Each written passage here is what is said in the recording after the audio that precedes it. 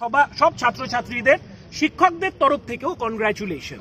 এক, 2 নম্বর, আজকের সব থেকে ভালো দিক যেটা লেগেছে, এর আগে হয়তো ছাত্রছাত্রীদের ক্ষেত্রে মুখাপেক্ষী হয়ে শিক্ষকরা বলেছেন, আজকে স্লোগানের 90% সেইটা কিন্তু ছাত্ররা বলেছে।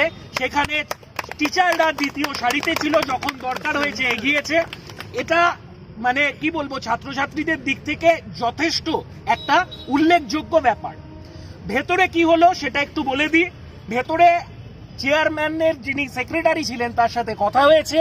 তিনি কার্যত মেনে নিয়েছেন যে দুর্নীতি হয়েছে, তবে উনি বলেছেন 4টে জেলায় হয়েছে। যদিও 4টে জেলায় 4 লক্ষ পরীক্ষার্থী যদি দুর্নীতির সাথে যুক্ত থাকে, অন্তত ধরে নিলাম 1 লক্ষ যদি থাকে, সেটার সিট সংখ্যার থেকে কিন্তু কয়েকশো গুণ বেশি।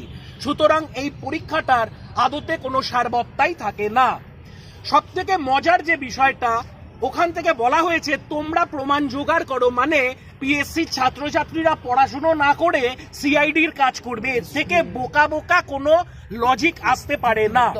এবং যে 4টি ছেলে মেয়ে যারা প্রত্যেকে ছাত্রছাত্রী ভেতরে গিয়েছিল, 4 জন বা 5 জন, তাদেরকে দিয়ে জোর করে 1 মাসের একটা সময় চেয়ে নেওয়া হয়েছে। এটা কার্যত মানে কারুর বুঝতে বাকি থাকার কথা নয় যে 1 মাস ভোটের জন্যই ওরা সময়টা চেয়ে নিচ্ছে। ভোট মিটে গেলে বা সেই সময়টা চলে গেলে আর কোনো সমস্যা নেই। 6 নম্বর বিষয় যেটা বলবো, এখানে বলা হলো আর কিছুক্ষণ পর 5টার পর যদি এখানে সমবেত হয় ছাত্রছাত্রীরা, 144 ধারা জারি আছে এবং ভোট ঘোষণা হয়েছে, তাই অ্যারেস্ট করে নেওয়া হবে। কিন্তু সব থেকে লজ্জার বিষয় যেটা, যেখানে এত ছাত্রছাত্রী বলল পিএসসি নিজেদের গাফিলতি এবং দুর্নীতি স্বীকার করে নিয়েছে পুলিশের, সেই দুর্নীতির বিরুদ্ধে একটা টু শব্দ এখানকার আপামর ছাত্রছাত্রী কেউ শুনতে পারল না। আজকে শুধুমাত্র ছাত্ররা ছাত্রদেরকে অ্যারেস্ট করার ভয় দেখিয়েছে, অথচ কার্যত ওখানে দুর্নীতির কথা মেনে নিয়েছে। কিন্তু তার এগেনস্টে পুলিশ কিন্তু বলেছে আমরা নির্বাক, আমরা সিস্টেমের দাস। যাই হোক, তাদের অনেক নিশ্চয়ই রেস্ট্রিকশন আছে, অনেক জায়গা আছে, বাউন্ডারি আছে, এখানে আমার কিছু বলার নেই। তাহলে কার্যত এখন কি করণীয়? আমরা ছাত্রছাত্রীরা যেটা ডিসাইড করেছে, আমরাও সেখানে সহমত হয়েছি শিক্ষকরা শিক্ষিকারা, সেটা হচ্ছে আগামীকাল, সবাই নোট করে নাও, আগামীকাল 12টা থেকে 3:30 দুপুর 3:30 সবাই রাজ্যপালকে মেল করবে একই সময়। ওই সময়ের মধ্যে 12টা থেকে শুরু হবে, 3:30-এর মধ্যে, এর আগে পরে করবে না। চেষ্টা করো 12টা থেকেই যেন বিষয়টা করা হয়। এবং মেলের ফরম্যাট কি হবে বা বিভিন্ন বিষয় কি লিখতে হবে, এটা বিভিন্ন গ্রুপে, তোমরা বিভিন্ন সোশ্যাল মিডিয়ায় রয়েছো, আজকে রাতের মধ্যে আপডেট করে দেয়া হবে। এবং তোমাদের কাছে অনুরোধ, এই ভিডিওটা এবং তো এই যে মেলের যে প্রসঙ্গটা উঠেছে, এটা তোমরা পশ্চিমবঙ্গের সব ছাত্রছাত্রী, অন্তত যারা টাকা নেই, যারা নিজেদের যোগ্যতার মাধ্যমে চাকরি পেতে চায়, তারা যেন ছড়িয়ে দেয়। কারণ সবার বাবার পয়সা থাকে না, আর একটা কথা স্যার বলুন, যে কালকে আমাদের মধ্যে একজন স্টুডেন্ট যে খুব দায়িত্বভাবে একটা কথা বলেছেন যে আমরা আর একটা জিনিস করব, একদম সিস্টেমেটিক ওয়েতে করব, যেটা হচ্ছে যে কালকে আমরা রাজভবনে আমাদের তরফ থেকে 2 জন স্টুডেন্ট রিপ্রেজেন্টেটিভ যাবে। কোনো টিচার না, কোনো পলিটিক্যাল নেতা না, আবারও বলছি, কোনো টিচার না, কোনো পলিটিক্যাল নেতা না, শুধুমাত্র যারা পরীক্ষা দিয়েছে, যাদের অ্যাডমিট কার্ড আছে অরিজিনালি, তারা যারা স্টুডেন্ট, মানে একদমই স্টুডেন্ট, তারা অ্যাসপিরেন্ট, তারা কালকে যাবে এবং তারা কালকে রাজভবনে গিয়ে তাদের আমাদের দিয়ে ডেপুটেশন জানাবেন। এবং আমাদের যে আজকে যে কপিটা পিএসসির থেকে স্ট্যাম্প মেরে দেওয়া হয়েছে, সেই স্ট্যাম্প পেপারটার সাথে ইনক্লুড করে আমাদের ডকুমেন্টেশন করা হবে যে আমাদের এই যে জিনিসটা আমরা আজকে যে মার্চটা আমরা করলাম এবং পরবর্তীকালে যে এটা যে অ্যাকসেপ্ট করেছে পিএসসি, যে দুর্নীতি হয়েছে, চুরি হয়েছে, পেপার লিক হয়েছে, সেটা যে পিএসসি অ্যাকসেপ্ট করেছে। এবং স্যার বললেন যে 4টে জেলায় অ্যাকসেপ্ট করা হয়েছে, 4টে জেলায় কমপক্ষে 3 থেকে 4 লাখ স্টুডেন্ট থাকতেই পারে এবং আছেও। এবং এই এফেক্টটা কলকাতাতে 9 জনকে অ্যারেস্ট করা হয়েছে, সেটাও ওনারা স্বীকার করেছেন তো নাকি? 9 জনকে অ্যারেস্ট করা হয়েছে। তাহলে অ্যারেস্ট শুধু তো নিশ্চয়ই করবে না 9 জনকে। তাহলে 9 জনকে অ্যারেস্ট যদি করা হয়, এরকম বিভিন্ন জেলা থেকে আমাদের কিন্তু করাপশন হয়েছে, তার প্রুফ আমরা দেব, এবং পিএসসি সেটা আমাদের কাছে চেয়েছে। আমরা তোমরা যারা স্টুডেন্ট তোমাদের কাছে যা যা প্রুফ আছে, আমাদের যে একটা টেলিগ্রাম গ্রুপ বানানো হয়েছে সেই গ্রুপ প্রত্যেকের আমাদের সোশ্যাল মিডিয়ায় দেওয়া হবে। সেই গ্রুপের মধ্যে সবাই লিঙ্ক শেয়ার করে দেওয়া হবে। সেই গ্রুপের মধ্যে যে যাকে জানো, যেখান থেকে করাপশন হয়েছে, যার খবর পাওয়া যাবে, তোমরা একদম খুঁজে খুঁজে বার করো। আজকে যদি ওরা চায় যে আমাদের ইনভেস্টিগেশন দিতে, যদি তাতে যদি রিক্রুটমেন্ট তাড়াতাড়ি করে, তো আমরা তাই করব, সবাই মিলে করবো তো।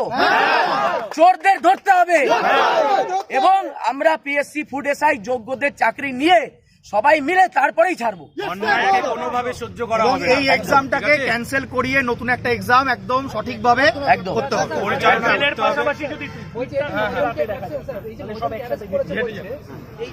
স্টুডেন্টরা সবাই রেডি থেকো, আজকে রাতের মধ্যে শেয়ার করে দিও, ঠিক আছে?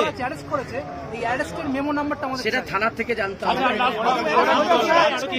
আজকে রাত 10টায় আর আজকে রাত্রি 10টার সময় প্রত্যেকে লাইভে আসা হবে, এবং সেখানে আমরা আরো আপডেট দেব, আমরা আরো স্টুডেন্টদের সাথে কথা বলবো।